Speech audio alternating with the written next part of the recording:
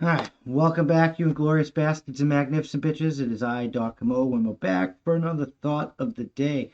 And It today we're going has to talk about begun! a couple of things. One thing I found out from some guys I served with, Afghanistan retook the ground in Wodak province, Winning? the No. Taliban. You suck! I thought they were trying to be peace and No. Biden takes office and shit goes to hell. That's not the only thing that's going to hell. Like, you got the gas shortage we've been talking about, but like, so we were talking about Israel and the attack yesterday, and it's now a ground war. uh, People are not listening to the CDC about these masks anymore, and Ireland has been hit. Their health system has been hit by some ransom attacks, which is pretty fucking fucked. You So, suck! but we'll get into that. And as always, this is the beginning of the show. We got a promo go on. We got the Like the Government shirt. So one lucky subscriber at the end of the month is going to get chosen to win a free shirt. We'll reach out to you to get your like size and stuff and where to ship it to, and then you get a free shirt. Or you can get it on the merch store and help us beat that censorship machine. You can always do that by like, share, subscribing to any one of the platforms that you listen to us on. If you listen to us on a audio platform, or please leave a review like iTunes and stuff, because that helps boost us in the algorithm. The more better reviews you have, you go up the list, and that helps us reach out there.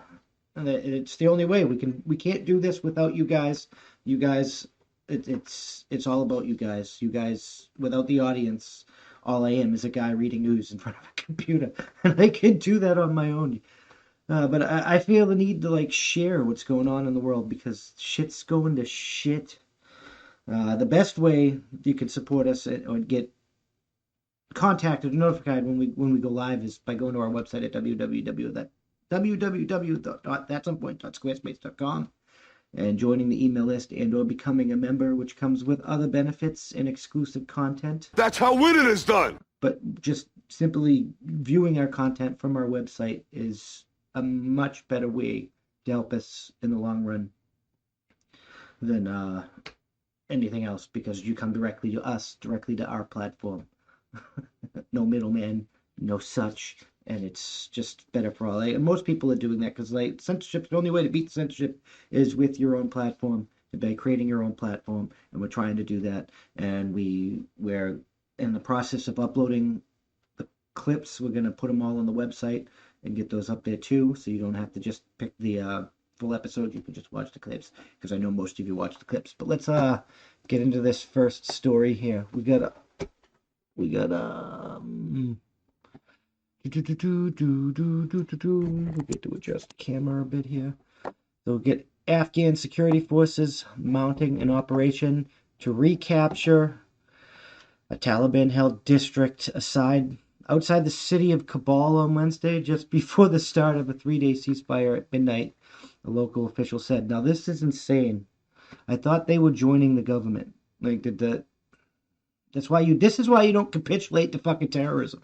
The Taliban insurgents had killed or captured some government soldiers and forced others to retreat after storming the district center, which lies in Wardak province, less than an hour's drive from Kabul. Winning? No. That's just not how winning is done.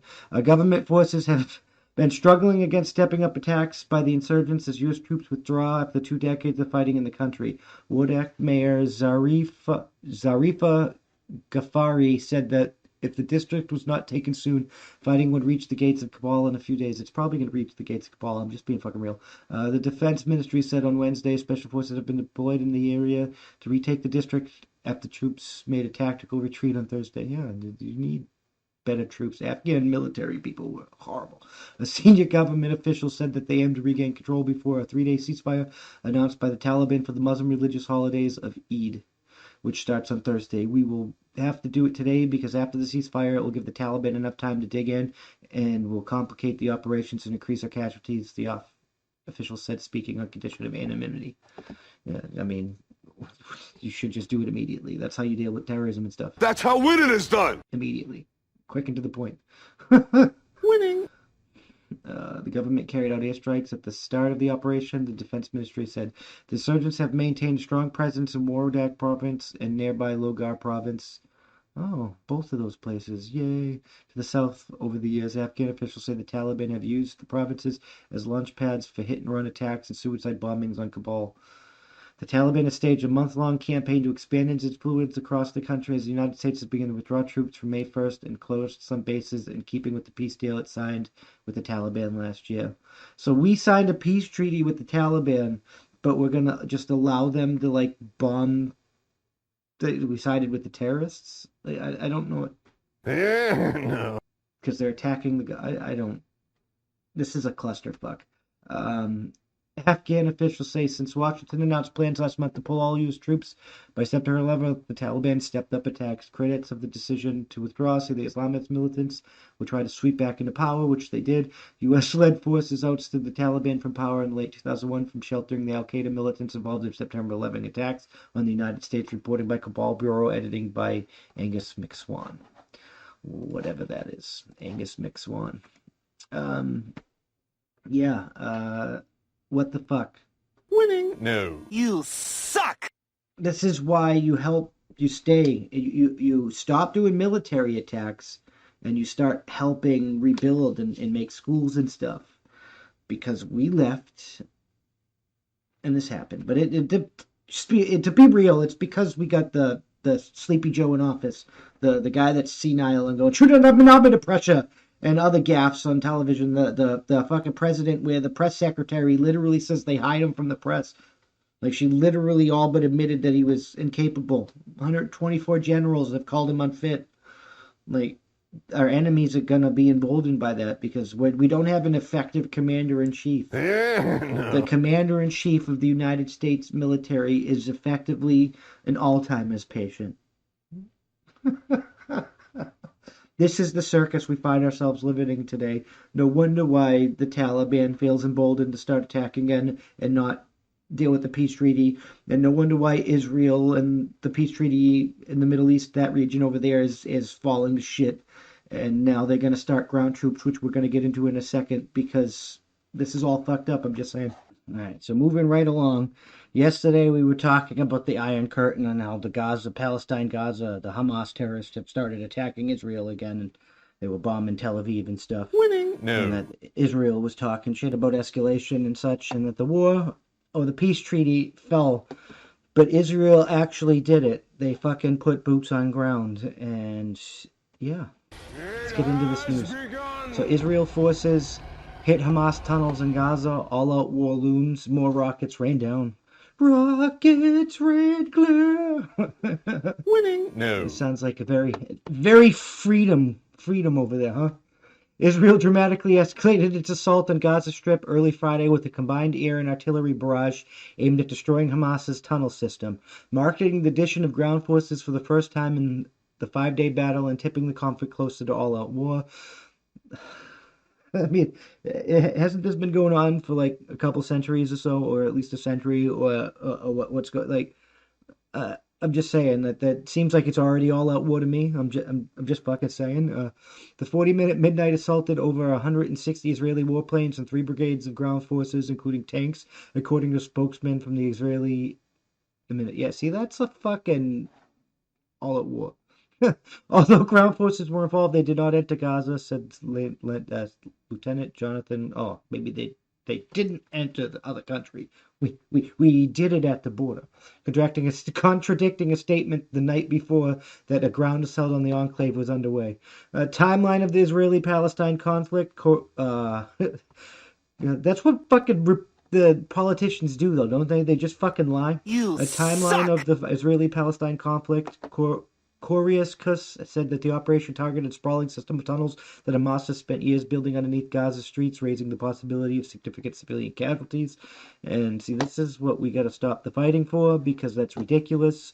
We're not going to move forward in life if Israel and the Palestine people are not one. We can't wipe either one off the map, and we're going to kind of have to figure this out if we all want to live together and free. That's how winning is done. You're kind of like socialist utopia won't work unless we can fucking be peaceful, right? Unlike our very elaborate efforts to clear civilian areas before we strike high-rises or large buildings inside Gaza that was feasible at this time, he said, adding that the operation had targeted Hamas tunnels and the infrastructure with precision-guided munitions. That's it. Fucking just claps them bitches in. Here's what to know. Militants in Gaza fired at least 55 rockets overnight, bringing the total to about 18,000. How much is 1,800, like 1,800 rockets No. cost? So they fired, the Israeli military says they got fucking attacked by 1,800 missiles. That is insane. After initially saying the troops were on the ground in Gaza, Israel issued a clarification saying that that was not the case. Of course, they walked that statement back. The death toll in Gaza climbed to 119, including 31 children and 130 wounded, Gaza's health ministry reported. 2 women died after falling while running from shelter overnight, bringing the number of people killed in Israel to 8 civilians and 1 soldier.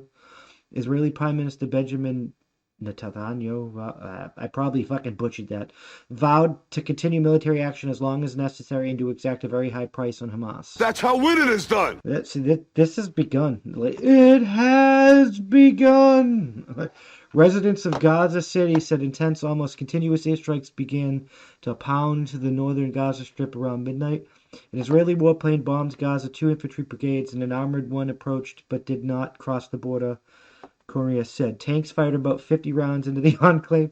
We just bombarded it from the fucking border. Winning. The aim at the joint active on the ground, air and the ground forces was to deliver a severe blow to Hamas's underground tunnel system, which we refer to as the Metro, which is essentially a city beneath the city of Gaza, he said. It's a strategic asset that Hamas has invested many years of effort and time and significant resources to construct. If there was such a fucking problem, why haven't we collapsed it all? Fucking people. Slacking on your pimping. Slacking on your pimping. It was too soon to say how much of the tunnel system was destroyed, he said, but he added that quite a lot of enemy combatants were killed in the overnight operation. The scale of the attack was in keeping with Israel's attempt to destroy as much Hamas military infrastructure as fast as possible, a strategy that Israel Defense Forces Chief of Staff Aviv Kokavi, I'm fucking butchering these names, I can't fucking speak Hebrew, was characterized as the victory doctrine. The focus is on direct precision fire based on live intelligence using air, ground, and cyber forces. Yeah, that's trifecta. Just fucking do it. That's how winning is done. Despite the sweeping operation, Hamas gave no signs of stopping its rocket attacks, one of which struck a coastal Israeli city of Ashkelon, critical injuring 1 man and wounding 2 more, according to the Times of Israel. We have much more to give, a Hamas spokesperson known as Abdu Abida said in a televised statement Thursday. The decision to hit Tel Aviv, Dimona, and Jerusalem is easier for us than drinking water. The technology and assassinations don't scare us as bombs and rockets rain down. Clashes continue in mixed Arab-Jewish towns within Israel. Winning? No. You suck. All people in America here were complaining about, like, retarded fucking problems, and these people are literally being bombed. It could be worse. About 100 people were arrested after clashes Thursday night in cities including Wadi Ara, Al-Fam, Beersheba, and Netanya, according to the police spokesman Mickey Rosenfeld. In Netanya, police arrested 9 Jewish Israelis who were walking around looking to beat people up. No. This is just ridiculous, right? So, like, why are you going to... They're already at war. 13 local Arab residents were arrested. The whole world's going to collapse. This is just an evidence of that. In Al-Fam, police arrested 11 people who threw patrol bombs and attacked police officers, Rosenfeld said. In Tel Aviv, 2 men carrying iron bars were detained, according to police statements. Police also arrested 43 people overnight in Lod, the scene of some of the worst communal violence and riots, for throwing petrol bombs and rocks and attacking police officers, according to Rosenfeld. Arab citizens of Israel have long accused the Israeli police of one-sided enforcement and not responding to incidents in the neighborhoods during a years-long spike in violence in their communities. In recent days, many have lodged the same complaint against the border police units, who normally patrol the West Bank and neighborhoods in East Jerusalem under army control. I mean, that could be true. Like, when your country is controlled by a religion, that tends to happen.